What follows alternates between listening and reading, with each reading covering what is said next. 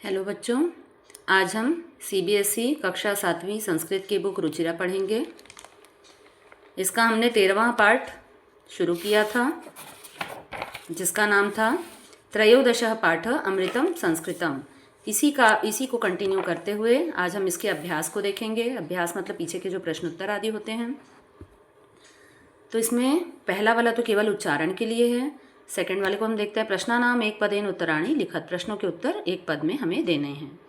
का भाषा प्राचीनतमा, यानी कौन सी भाषा सबसे प्राचीन है, तो इसका उत्तर हो जाएगा संस्कृत भाषा।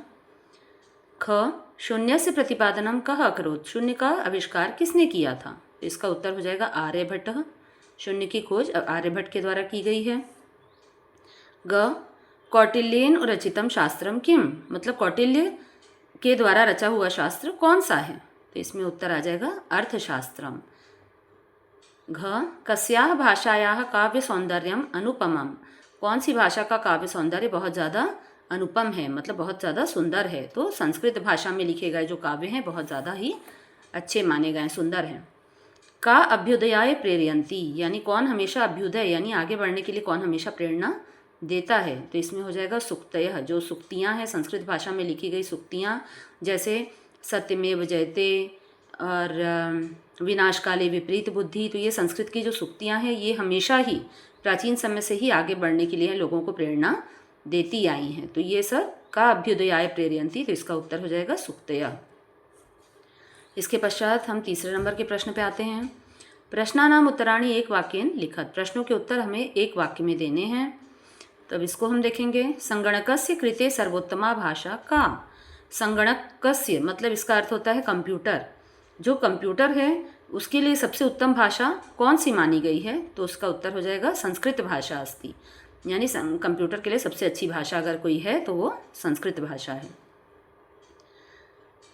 ख संस्कृतस्य वाङ्मयं कैः समृद्धम अस्ति, यानी संस्कृत साहित्य जो है उसमें कौन कौन से साहित्य जो बहुत ज़्यादा समृद्ध हैं, संस्कृत के साहित्य जो हैं उसमें कौन कौन से बहुत ज़्यादा प्रसिद्ध हैं, तो संस्कृत साहित्य में वेद, वेदैः, पुराणैः, नीतिशास्त्रैः, चिकित्सा शास्त्रादिभिश्च, इसमें जगह नहीं थी मैंने यहीं पे लिख दिया है, चिकित्सा से संबंधित जो शास्त्र हैं आदि ये सभी संस्कृत के साहित्य में बहुत अधिक समृद्ध हैं।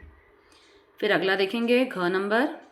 अस्माभिः संस्कृतम किमर्थम पठनीयम, हमें संस्कृत क्यों पढ़ना चाहिए, तो किस लिए पढ़ना चाहिए, तो अवश्यमेव मतलब हमें संस्कृत अवश्य ही पढ़ना चाहिए। ये हो गया। इसके पश्चात हम इस चौथा प्रश्न पे आते हैं। चौथे प्रश्न को देखेंगे। इकारांत स्त्रीलिंग शब्द रूपम अधिकृत्य रिक्त स्थानानि पूरयत, अब इसमें पहला शब्द दिया है गति, गति का प्रथमा जैसे यहाँ पे लिखा हुआ है गति, गति, गतयः। फिर वैसी मति, मति का भी बच्चों वैसे ही हम बनाएंगे, मति, यहाँ पे विसर्ग लग जाएगा, मति, मति, दूसरे वाले में बड़ी की मात्रा, और मतयः। फिर है बुद्धि, तो बुद्धि, बुद्धिम, बुद्धि, बुद्धि, ये पहले से दिया हुआ है हमारा। फिर प्रीति का हम बनाएंगे, तो प्रीतिम, प्रीति, प्रीति, यहाँ पे छोटी ई की मात्रा लग जाएगी और विसर्ग लग जाएगा। इसके बाद देखिए नीति का यहाँ दिया है नित्या, नीतिभ्याम, नीतिभिः, तो वैसे ही शांति, शांतयः, शांति, शांतिभिः। फिर मति, मत्यय, मतिभ्याम, मतिभ्यः, यहाँ पे दिया हुआ है ये, तो इसका हम प्रकृति का देखते हैं।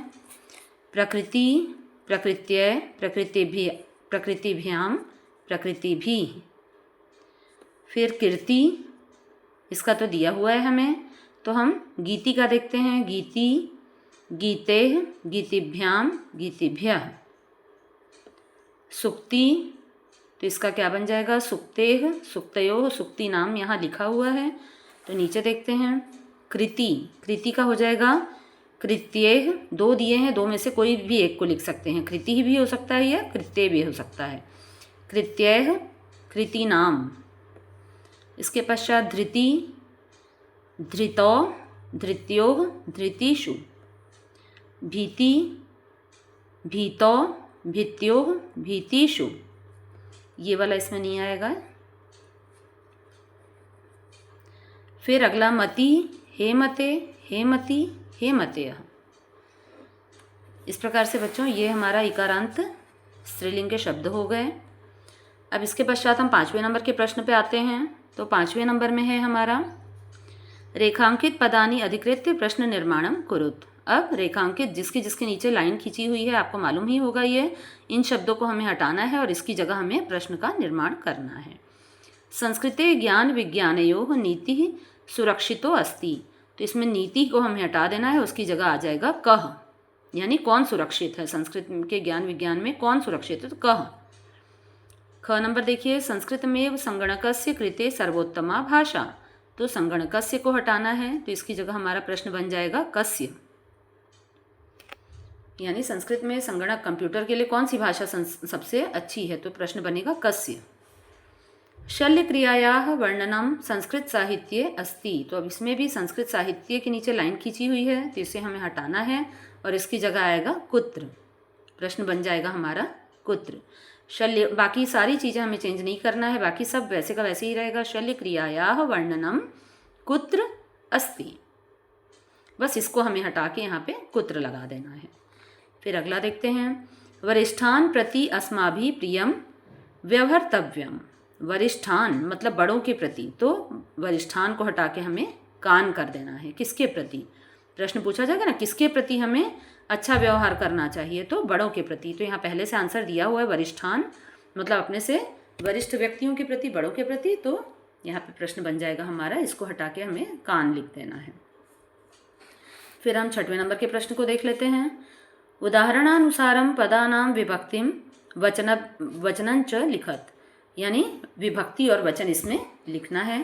तो इसका आप चाहें तो स्क्रीनशॉट भी ले सकते हैं। इसके ऊपर वाले को मैं एक बार और दिखा देती हूँ, अगर यहीं पे मैंने आंसर लिख दिया है इसका प्रश्न निर्माण में बगल में, तो इसको आप स्क्रीनशॉट भी ले सकते हैं। इसके पश्चात नीचे वाला देखिए, पहला जैसे संस्कृते, इसमें षष्ठी विभक्ति एक वचन है, वैसे ही गति, तो इसमें प्रथमा विभक्ति एक वचन आ जाएगा। नीतिम, नीतिम में द्वितीया विभक्ति एक वचन है। सुक्तयः, सुक्तयः में हमारा प्रथमा विभक्ति बहुवचन है। शान्त्याः, तो इसमें तृतीया विभक्ति एक वचन। प्रत्यय, इसमें चतुर्थी विभक्ति एक वचन। मतीषु, इसमें सप्तमी विभक्ति बहुवचन। इसके पश्चात बच्चों नीचे वाले प्रश्न नंबर 7 पे आते हैं हम। यथा योग्यम संयोज्य लिखत। अब इसमें कौटिल्येन, कौटिल्य इनका पहला वाला जो है इसमें आ जाएगा, कौटिल्य के द्वारा लिखा गया। यहीं पे मैंने नंबरिंग डाल दी है, देखिए, अर्थशास्त्रम रचितम। कौटिल्य के द्वारा रचा गया शास्त्र जो है वो अर्थशास्त्र है। सेकंड है चिकित्सा शास्त्रे, दूसरा नंबर पे आएगा चिकित्सा शास्त्रे। तो चिकित्सा शास्त्र में चरक सुश्रुतयोः योगदानम, ये इसका सही आंसर है। इसमें 2 नंबर लिखा हुआ है, देखेंगे आप सामने। फिर यहाँ शून्य से आविष्कर्ता, शून्य का आविष्कर्ता कौन है, आविष्कारक कौन है, तो इसमें तीसरे नंबर पे आ जाएगा हमारा आर्यभट्ट। शून्य का आविष्कारक जो है वो आर्यभट्ट हैं। शून्य की खोज आविष्कार आर्यभट्ट के द्वारा की गई है। अब अगला आता है हमारा संस्कृतम, चौथे नंबर का। तो इसमें ज्ञान विज्ञान पोषकम, जो संस्कृत है वो ज्ञान विज्ञान का पोषक है। तो ये चौथा नंबर आ जाएगा यहाँ पे। फिर इसके पश्चात 5वां देखिए, सुक्तयः। सुक्तयः जो दिया है तो ये अभ्युदयाय प्रेरयन्ति, जो सुक्तियाँ हैं वो हमेशा अभ्युदय मतलब आगे बढ़ने के लिए प्रेरणा देती हैं। तो ये इसका सही आंसर आ जाएगा। इसके बाद मेरे ख्याल से हो गया है ये। इसके पश्चात हमारा ये पार्ट पूरा कंप्लीट हुआ बच्चों। अगर आपको मेरा चैनल पसंद आए, संस्कृत में पार्ट पसंद आए, या कुछ और भी क्वेरी होती है, कुछ और भी ज़रूरत पड़ती है, तो प्लीज़ मुझे मैसेज करें। Thank you.